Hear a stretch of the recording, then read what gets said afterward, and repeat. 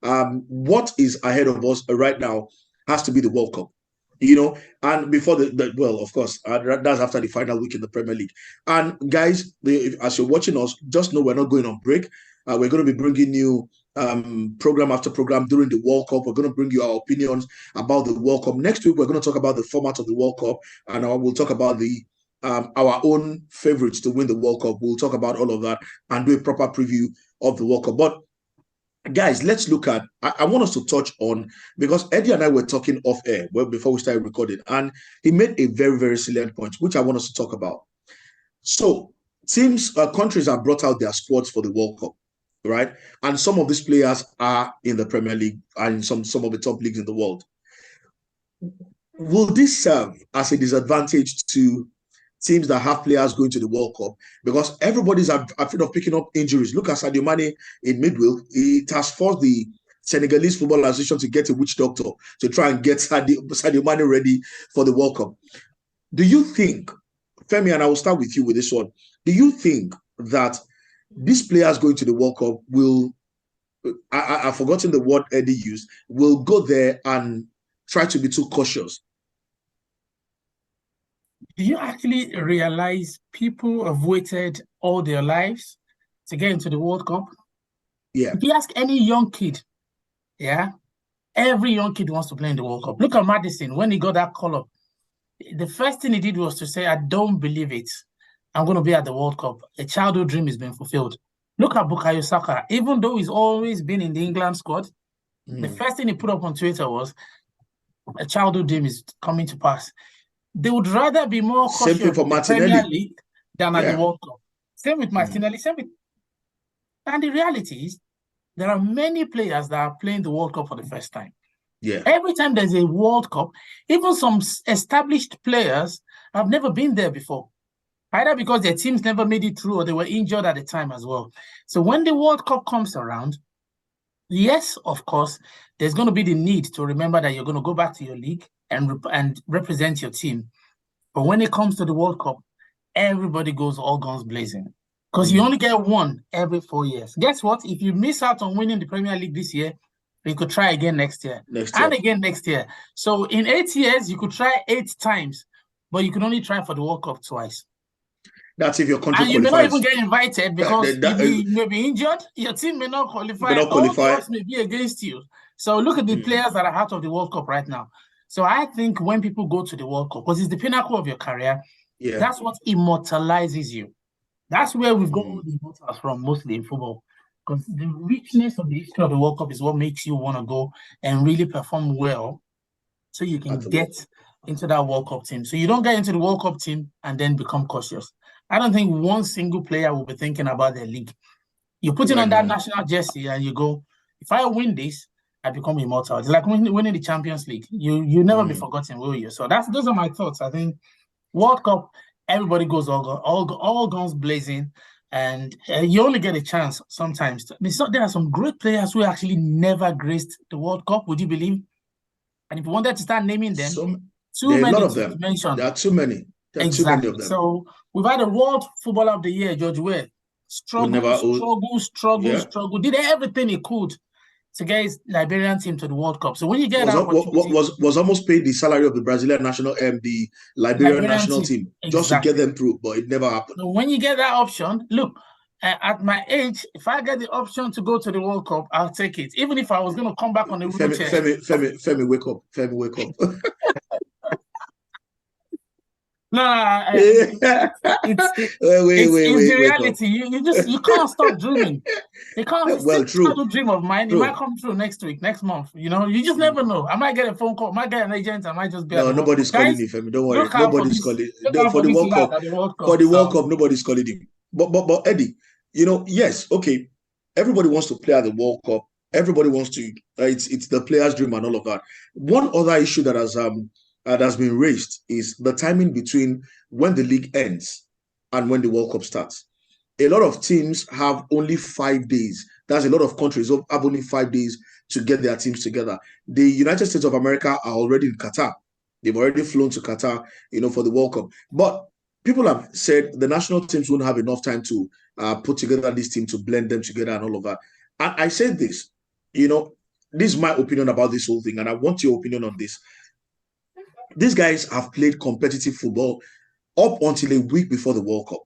It makes them sharper. It makes them sharper. Or like after the World Cup, when they would have gone on holiday for a week, then join up with the national team 3 weeks, and they are trying to, get into shape. They are not playing active, competitive football till the World Cup. I feel the World Cup at this time of the year is a blessing in disguise for the World Cup. I don't know what you think about it, Eddie. Yeah, so I mean, I think we've kind of gone over the scheduling of the World Cup, and we've talked at length about what that is, and I think we move on now. It's here in the next couple of weeks, and I get the angle about the short timing, because I don't think it's going to be about conditioning. I don't think it's going to be about match fitness for the players, because they're already coming with that to the World Cup. I think it's more about the managers, working out their tactics. Who's going to start my first game? How many training sessions am I going to have to be able to know what combinations are going to work? England are playing Iran as an example, the first game. So they'll be thinking, are we going to play 3 at the back? Are we going to play, 4 at the back? It's those sort of things that I feel that, the people are looking at and saying, do we have enough time, to put that together, work through the tactics, and be ready for that first game?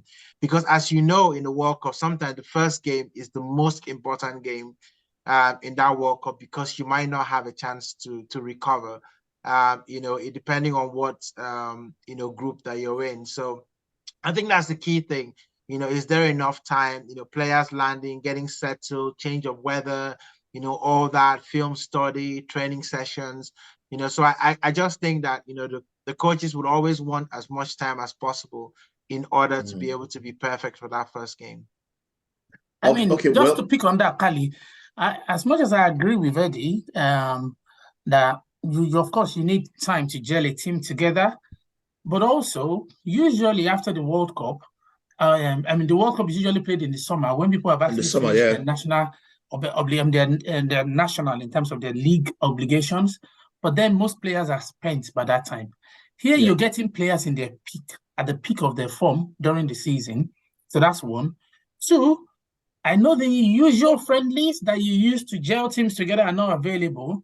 But even though you did say that the first game might be very important for you, you can grow. Teams grow into the tournament. We've seen, look at USA 94. Yeah. Italy grew.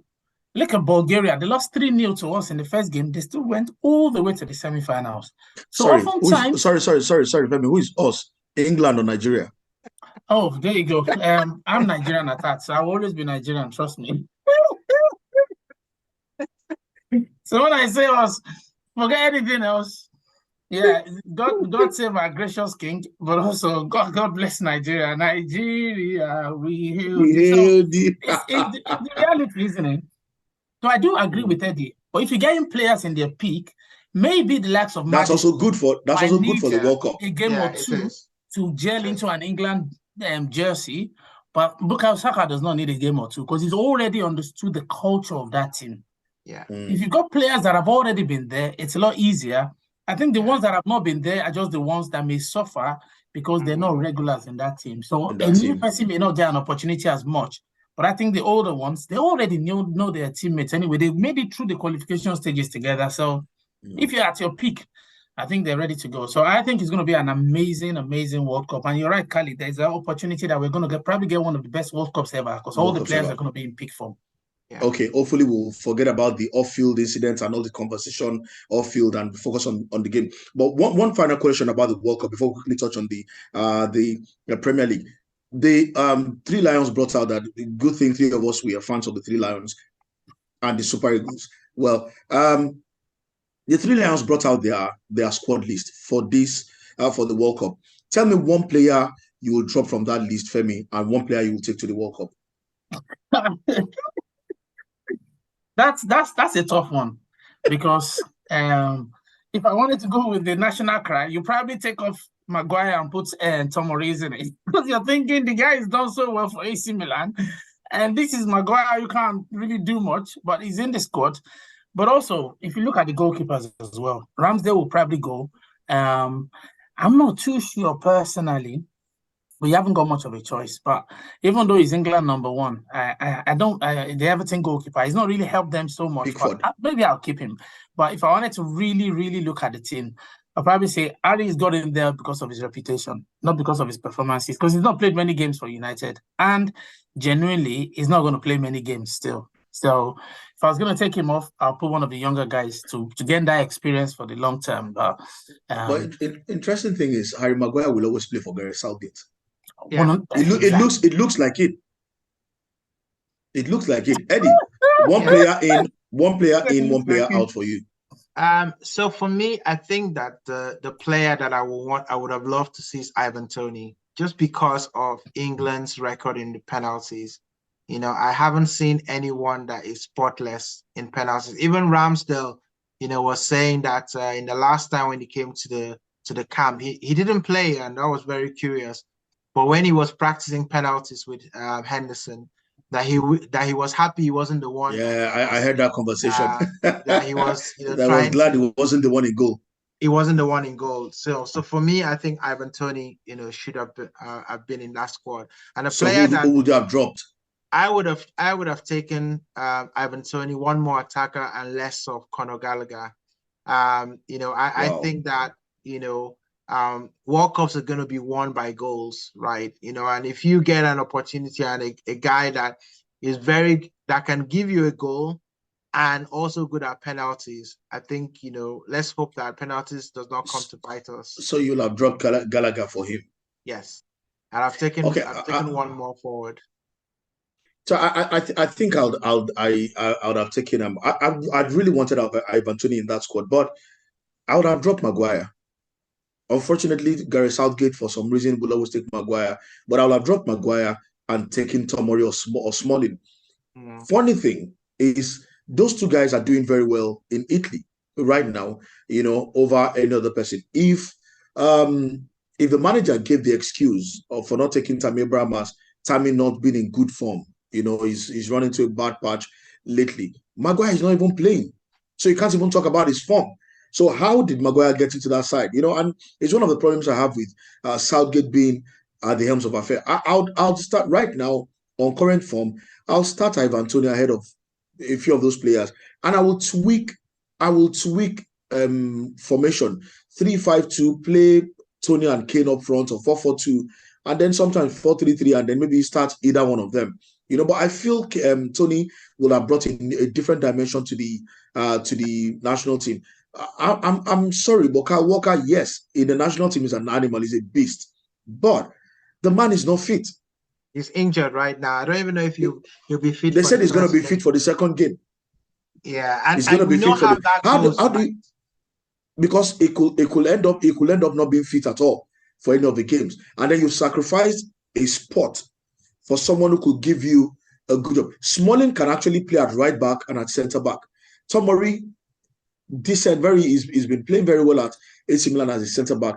So I just feel England needs a European coach right now, a coach from Spain, not the Italians or the Swiss or whatever that they've gotten before, or Swede.